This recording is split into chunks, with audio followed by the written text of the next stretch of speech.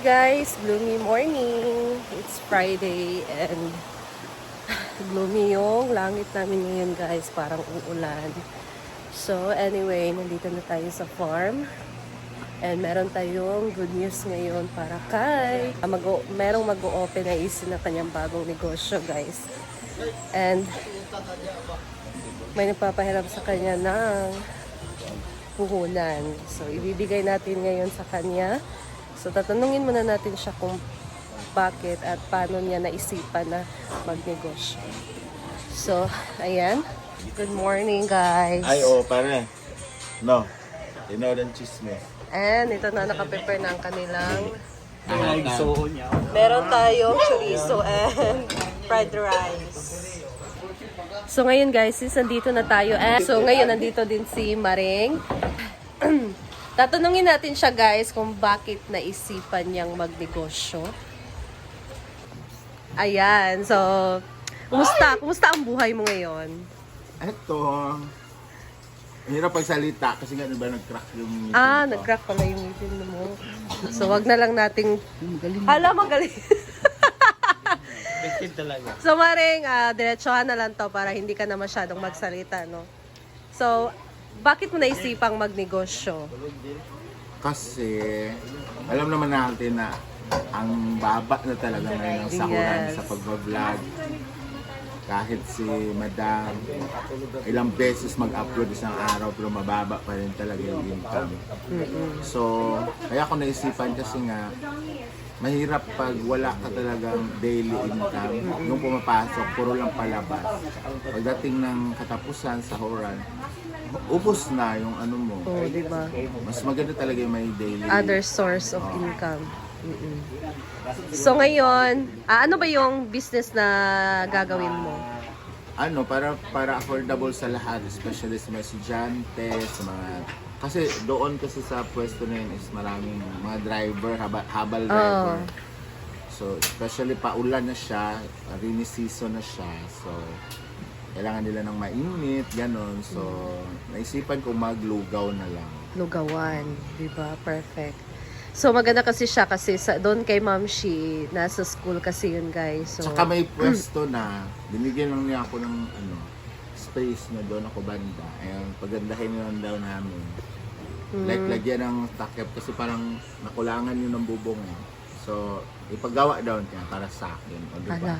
So, magbabayad ka din ng rent sa kanya? Ano lang, hindi yung bayad. parang, lang. Parang share. Okay. So, ngayon, wala ka pang puhunan. And, may magpapahiram sa'yo ng puhunan kasi papalapit na din yung pasukan. And para masimulan mo na and mabili mo na yung mga kailangan mo sa gagawin mong business. So, from Ate A, ayan, bibigyan ka niya ng puhunan Totoo ba yan? sa iyong negosyo. Congrats, Maring! Malaking tulong na talaga to para Totoo ba yan, ma-start Maring? mo na yung business mo as soon as possible, di ba? Totoo yan? Yes! Sure. Prank lang. Isa-isa na ako. Yung sabi niya, kaya siya magpapa-reveal kung... Yeah, okay. So, si ate, malalaman mo lang daw yung name niya pag lumago na yung business mo. O ba yan? Yes, so ngayon, Ate A lang muna. Ayan, so binigyan ka niya Dahil ng... nag-vlog kami pa. Sorry. Ano ba yan? So binigyan ka niya ng... 1, Nagbawag ngit! 2, 3, 3, 4, 5, 6, 7, 8, 9, 10! Oh my God! Gusto mo yun? Medyo walking. Ala, totoo. Ala, Yes, Madam, Ate A. Madam A, ay, ate lang. no? Okay. Ate A, Iiyak na yan. hindi, yung ngipin ko ba? Okay. Thank you so much. Ha? Thank you so much dito and pipilitin ko kung lalago to.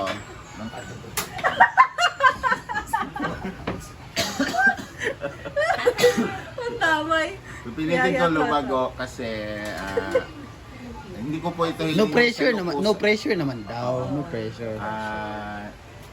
Kailangan talagang kasi pinagkatiwalaan mo ako, so kailangan may pakita ko sa'yo at may balik ko sa'yo yung tiwala na binigyan mo sa akin. So, Yes. Ate A, maraming salamat, and siguro after magpabunot mamaya, baka tomorrow or sa other day. No, pahinga ka muna. Oo. Saka ako mamili ng mga gagamitin ko Yes. para sa munting negosyo. Wow. This week na kasi pagbunot, ano kasi yan, mabughat ba? Oo, dapat nga pahinga muna, mga 3 days. 3 days. And of course, sa'yo, Mareng, Yes. thank you sa Ay, pag-isa sa one pan. So, thank you at ikaw yung way. Consultant talaga. Oo. For the Maraming- business. Yes. Maraming salamat. So, businesswoman na tayo lahat Yes. dito. Si Argel soon, meron din siya. Hala. Apparel kang Argel, apparel. Apparel daw sa kanya. Iba sa kanya. Lalaki.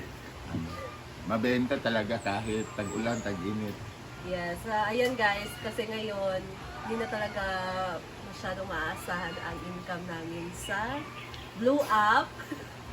So we're Totoo. pushing na mag-isip ng other source of income. So business is the best investment din talaga. Kaya ang negosyo kasi, diskarte lang yan, tapos consistency. Kahit may panahon na mahina, kahit may panahon na na-stress talaga tayo pero patuloy pa rin. So, good luck Maring! Thank you, and good luck to your Maring. business. And Paring. Yes. Yes, thank you Ate A! Thank you so much! Ate A. God bless you Ate! I love you! So, ito na din ang ating nilagang okra. Ha? Dito naman si Jay Ford, fresh from the garden ng ating talong. Hindi ko ba naputo niya? Yeah, so nagdito siya dito. Sinong may paborito nitong pritong talong? Lahat. Sarap talaga yan, guys. Kaso ano lang siya, yes. Ano?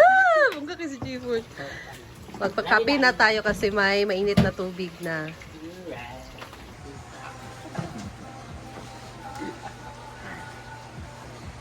Ayan guys, merong kakain ng maaga kasi pupunta sila ng city ngayon at bibili sila ng Shoes Award. wow.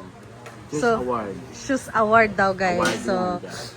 bibili si Ansing ng bagong Wow. shoes. Kasi nagpipickleball na kasi siya guys. Wala Hala! Sana all manood ng sine. kami panood. Pwede mo uban? Ala. Ikaw treat. Umaya na ako kapag Hala. Labongga kay si Ansing guys. Magsini sila. So, sino nagbigay? Mamsi. Ibigay sa ba tayo? Send ka ng call. Facebook. Ma'am siya. Si Lansing ngayon guys, punta sila ng city. Bibili siya ng shoes for pickleball kasi meron silang tournament ngayon. Kasi palaging yung sinusuot ko palagi Bao na daw, bahong paa na. Oh. So, congrats Sing! May bagong Thank shoes you ka na. Si Argel din. Sasama sila dalawa ni Argel. Oh, sila dalawa guys, grabe. Iba talaga. 20,000? Hindi. Sure ba na yung 3K? Sapatos? No! Sabangan, mariko nyo, nangutana ra kung Sa bangan, surya. Pwede ka nag-deal, duwa Jel. Basta nag-sale. Nalisa sila guys. Ito yung outfit ngayon ni Ansi. libre niya. From Tita L. Ganda ng shirt. Nice kayo yung shirt. Dako. Gamay. Sama ni Ansing si Argel guys. Bibili sila ng bagong sapatos. Kasi merong tournament sa Sunday ng pickleball. So, punta sila sa Aki Shoes, Uptown, CDO. So, ayan guys. Umalis na yung mga tao. So, si Gwen, nagpabunot siya ng ngipin and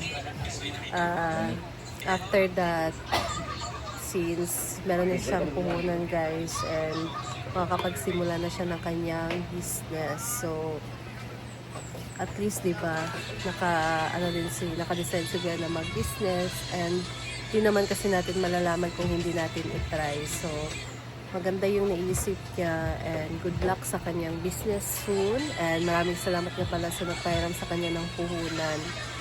And laban lang talaga sa life. Kasi ngayon guys, ano na siya, parang sideline na din siya and another source of income na din kasi yung business. Kasi ngayon, hindi na masyado maasahan yung income namin, especially sa Blue Up. So, mas maganda na we come up into this kind of idea and investment na din. So, thank you guys. And dito na lang din muna ako. So, mataas pa yung oras. And we'll see later kung ano yung mga kaganapan ngayong araw. Thank you guys. And we'll see you in my next vlog. Ingat tayong lahat. And God bless you all. Be kind to everyone. Bye. Thank you so much, Ate A.